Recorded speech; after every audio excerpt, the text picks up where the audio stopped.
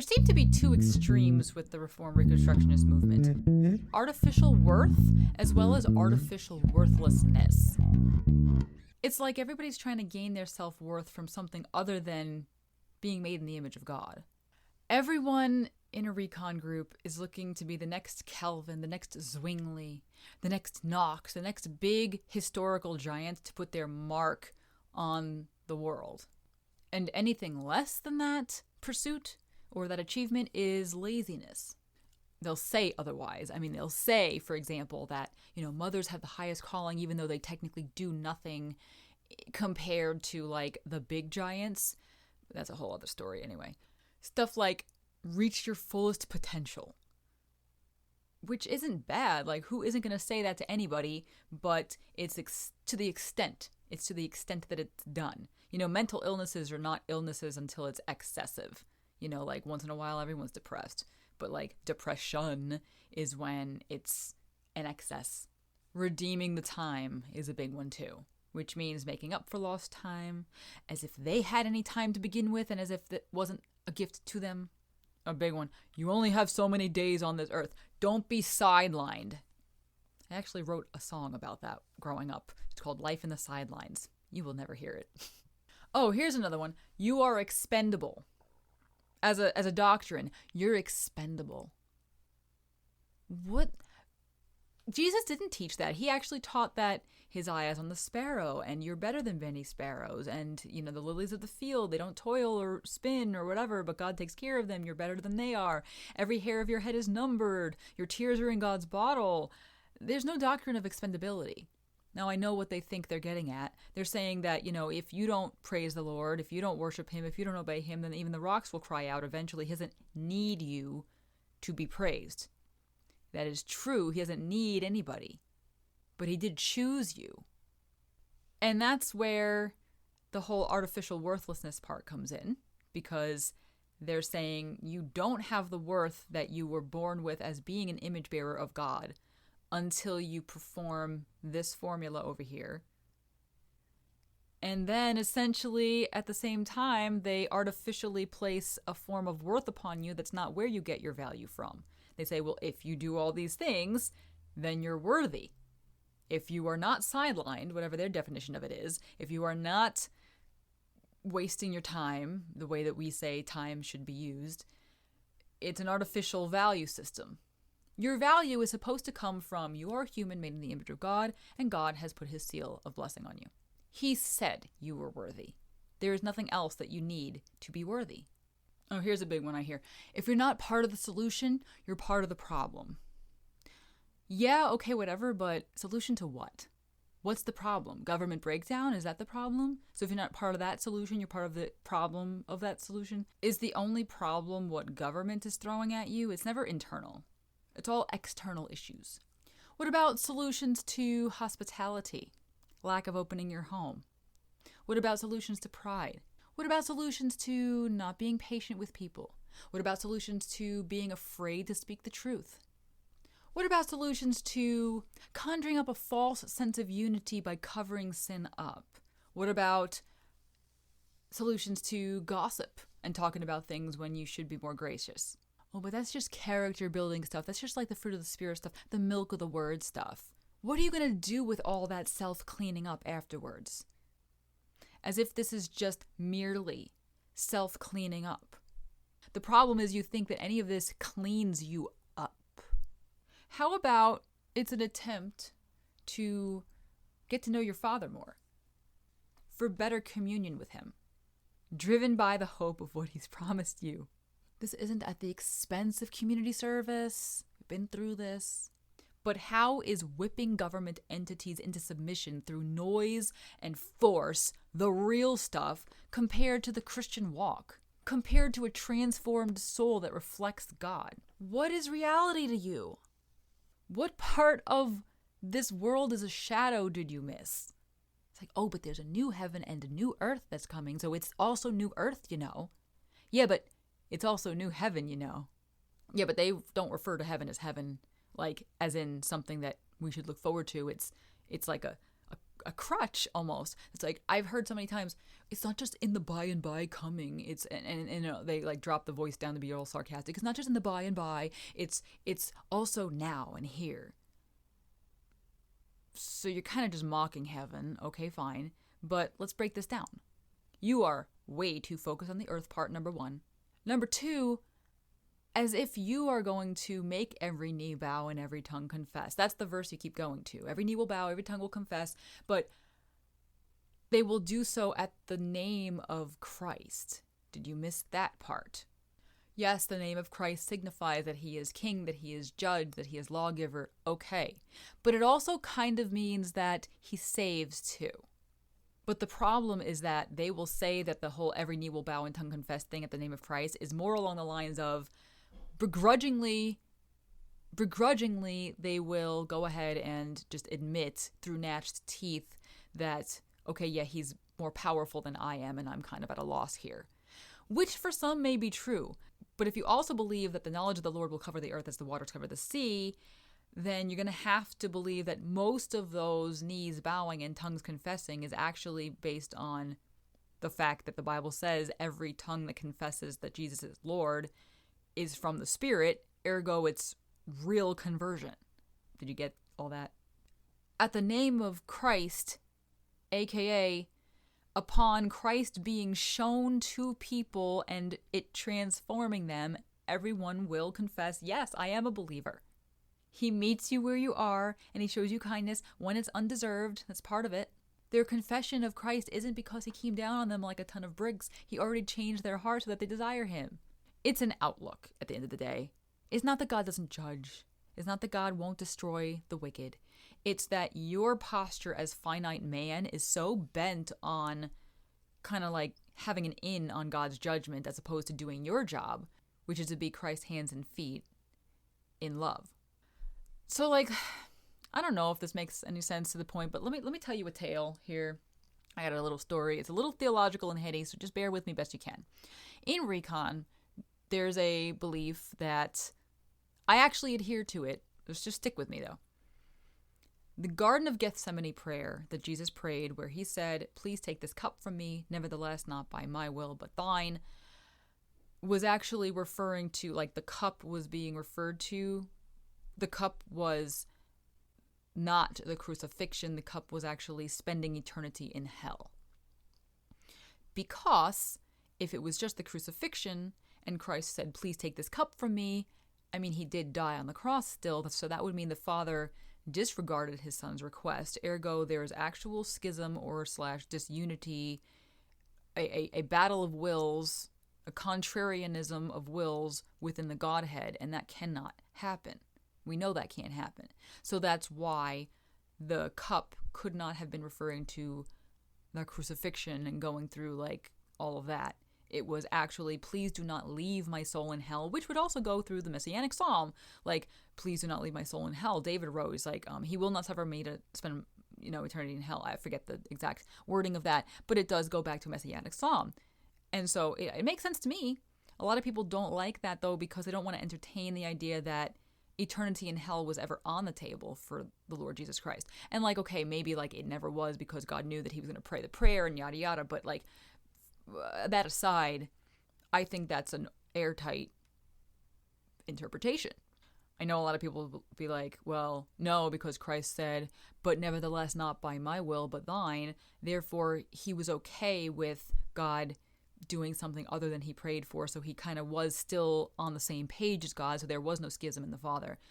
No, that's just the same as God saying, well, if you don't want to do what I want to do, I will submit to the hierarchy in the Godhead. That was just honoring the authority in the Godhead.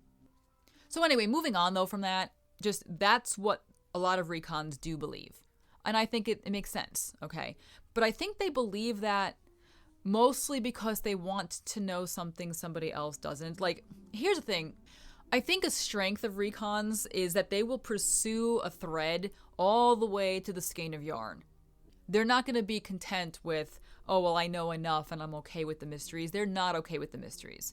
They want to search out the matter as a king. But at the same time, there are mysteries that will remain mysteries, and that's where it begins to be a problem, where they're not content with not knowing things. Anyway, that's a little bit off the topic. Just take that information about Gethsemane and move on to this second point. So if recons believe that, they should also believe something else. Their whole shtick is there cannot be schism within the Godhead, so God had to answer Jesus' request, which means that he had to have answered something that didn't happen because the cup was taken. Therefore, the other prayer that Christ prayed right after that was actually on the cross. He says, Father, forgive them, for they know not what they do. P.S. There was actually no caveat with, nevertheless, not by my will, but thine. There was no caveat. It was just, Father, forgive them. No please, no if it were possible, none of that. So this was like, yo, you're doing this. I am in cahoots with you, Father. So, crickets, frankly. Like, I've never heard a sermon about that. I've never heard a sermon that might entertain the idea that there were some people, at least two, because he says them, at least two people, maybe more, likely more, that Christ had in mind on the cross that were directly involved with the crucifixion in some way, that were forgiven and saved. Now, I know a lot of people would say that the them is actually talking about the elect because, in the spiritual realm, the elect put Christ on the cross because that's who he came to save and died for. But at the same time, A, there was the centurion or whatever who said this man was the Son of God and kind of changed his tune at the last minute. B, there was the thief on the cross. We're going to get to that. And C, I don't think that you can deduce that level of reading into things from the text necessarily. I don't doubt that Christ prayed for his elect. But he also did that in the Garden of Gethsemane. He did that already in another prayer. He said, I pray for them, I pray not for the world, and that whole thing that's in John. So, I don't know. I think it's three different prayers. And the prayer about I pray not for them and the Father forgive them prayer are actually about two different people. But nevertheless, I have never heard a sermon about who that prayer was about on the cross, because I don't think that recons want to entertain the idea that it could have been about people who did the unforgivable, quote unquote, because they have a long list of unforgivable sins. They do.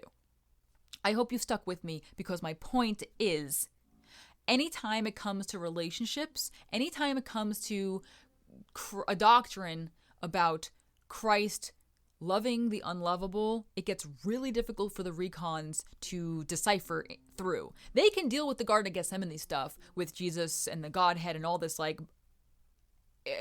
otherworldly kind of interpretations, because they like all of that hard stuff. They want to split the hairs because doctrinal purity is everything. But when it comes to the fact that it's conceivable that Christ could have been praying for a very wicked person, they don't know what to do with that because it doesn't follow their script. I happen to think both are true, like I said. I think that he was praying for hell eternal to be taken away, and it was because he didn't spend eternity in hell. His eternal nature satisfied hell with the dip of his toe that he had in it. B, that Christ was talking about certain people that were directly involved in the crucifixion, we don't know who, and they were pardoned. If we didn't have inside information about the thief on the cross with the fact that he said, Lord, remember me, and then Christ says, this day you'll be with me in paradise, we would have thought that he went to hell, because that's all we have to go by. We shouldn't be judging the heart like that, but that's what we would have thought. Because the outward actions, right? Just like Castro, we know, went to hell, ? Just like we know Hitler went to hell, right? ? Just like we know Stalin went to hell, right? ? And I'm saying this, why? Christ said not to judge someone's eternal state.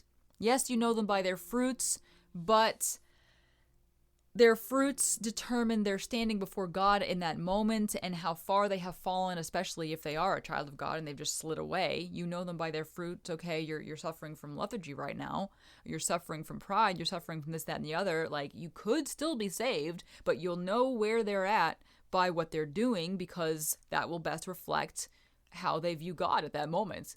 But you can't judge someone's eternal state because you don't know in the heart of hearts in the deathbed hour that they sat there, laid there, whatever. You don't know if everything that they've heard along the path of life finally illuminated in their minds and they were like, oh my gosh, I was a wretch.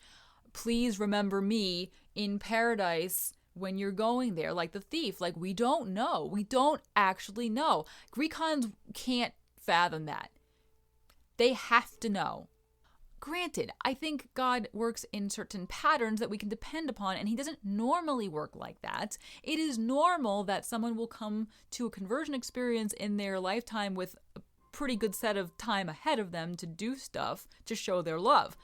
But it's not impossible, and we have that from the thief. So it is so important not to be judging someone's eternal state, because you don't know what thief on the cross experience any of the wickedest people you know might have. And when you say, oh, well, the likelihood, I know the likelihood, but are you really going to reduce God to a formula?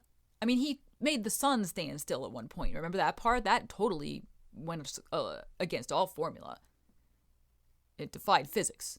So if he could do that, he could save the Hitler. He saved the Manasseh.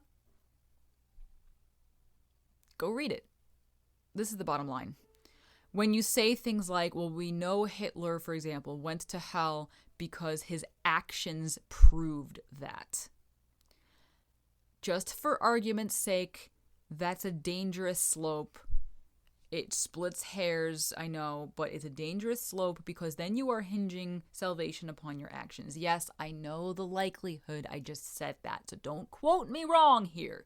What I'm saying is that for the sake of where the recons go wrong, it's very dangerous to start hinging salvation on actions.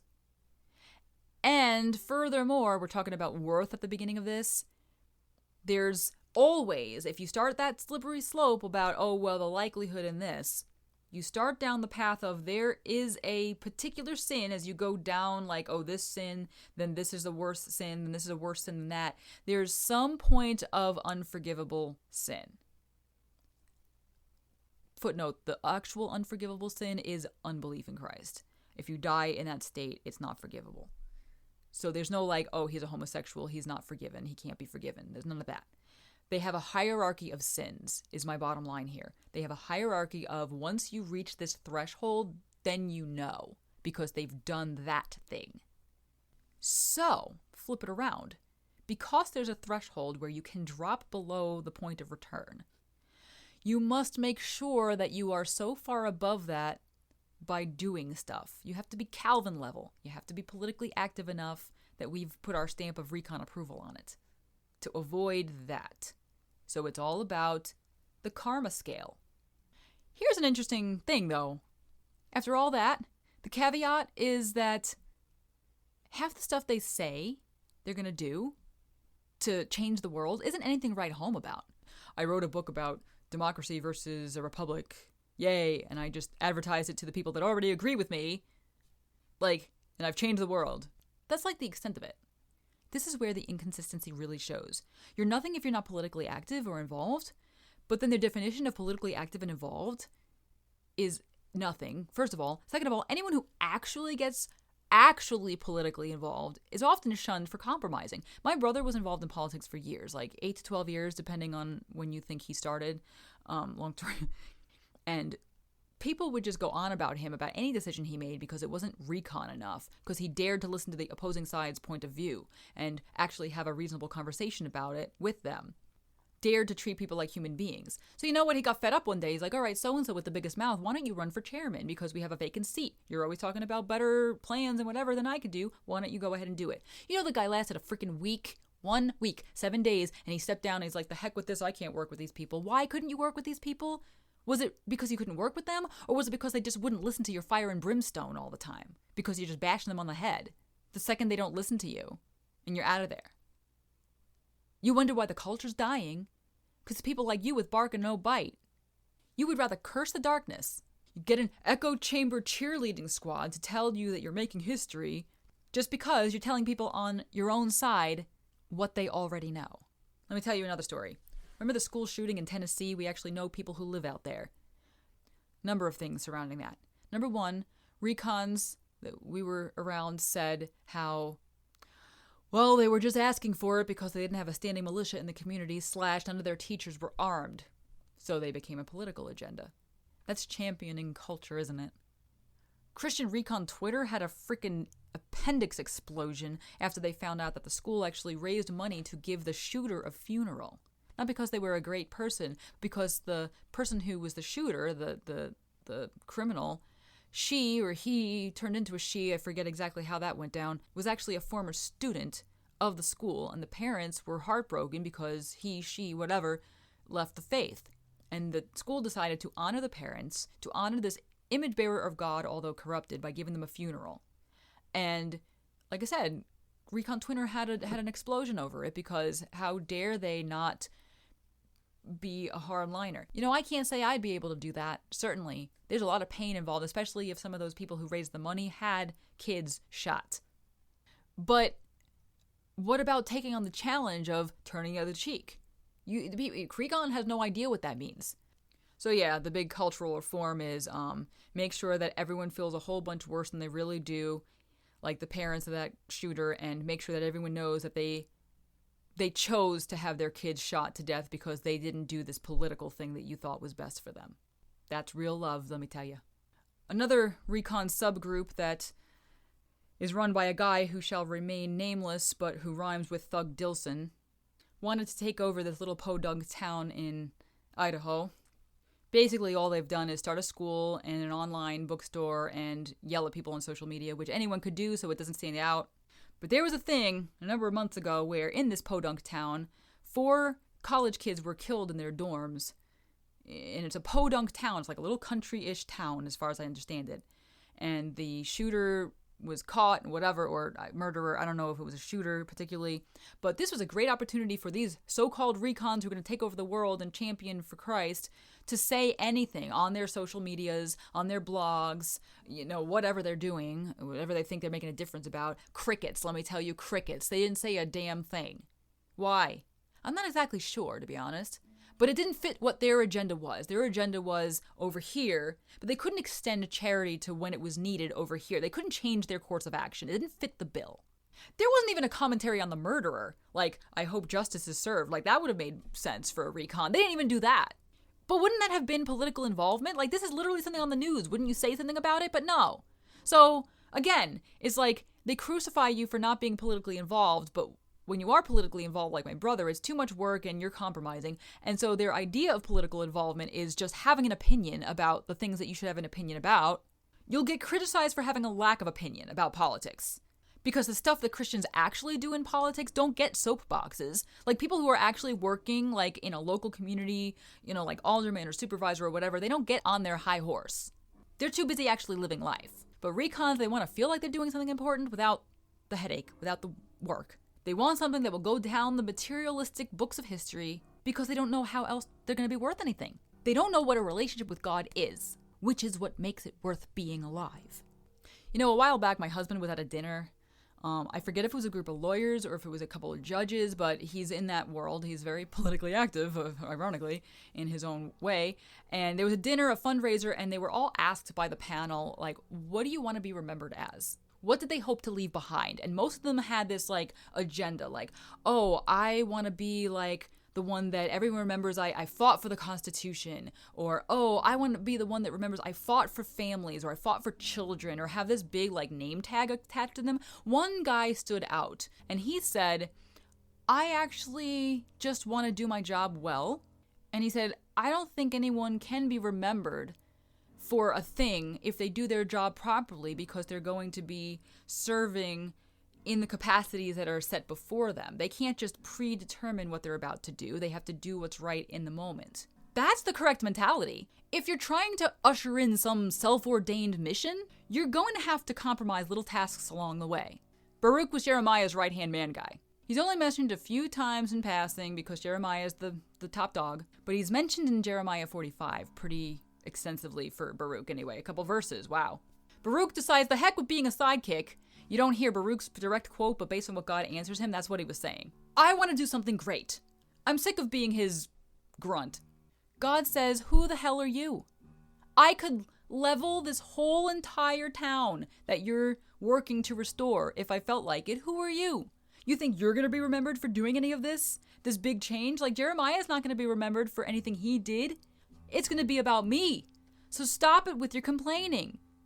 technically you're a nobody, is ironically, but like, it's not about what great materialistic historical feats you do. It's about obedience. God says you think you're somebody, you think any success that you have is because you did it. The question is, can you handle being the Baruch, or do you have to always be the Jeremiah? That's a question for recons. Recons probably should hate Jeremiah. You know why? Because he preached to God's people that they'd better accept God's judgment on them for disobedience and stop trying to change their surroundings because God's not going to have it.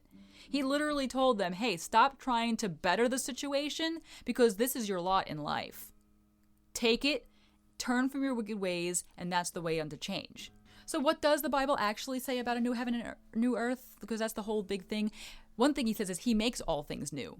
He does, not us. So that new heaven and new earth, God ushers in, Baruch. Remember that part. None of your success, none of Jeremiah's success is because you did anything. It's because God decided not to squash you. And new heaven, new earth, you want to know what else is new? Christ said, a new commandment I give you, that you love one another. It wasn't new in the sense that it wasn't in the Old Testament ever, but it was newly revealed in Christ. It wasn't recognized to its fullest potential, if you will, until the New Testament when Christ incarnate came. Christ was the living example of that, and it rocked everyone's world. To come full circle, back to the opening line about artificial worth, artificial worthlessness. Recons will give you artificial worth by patting you on the back for arriving someplace or having an opinion about something on the internet, and then give you artificial worthlessness by downplaying what God says your value is rooted in. It's not enough that Christ loved you. God the Father isn't pleased to have you because of what Christ did. He's only pleased with how well you can sideline Christ trying not to be sidelined. Rewind that, listen to it again. That's a horrific place to be.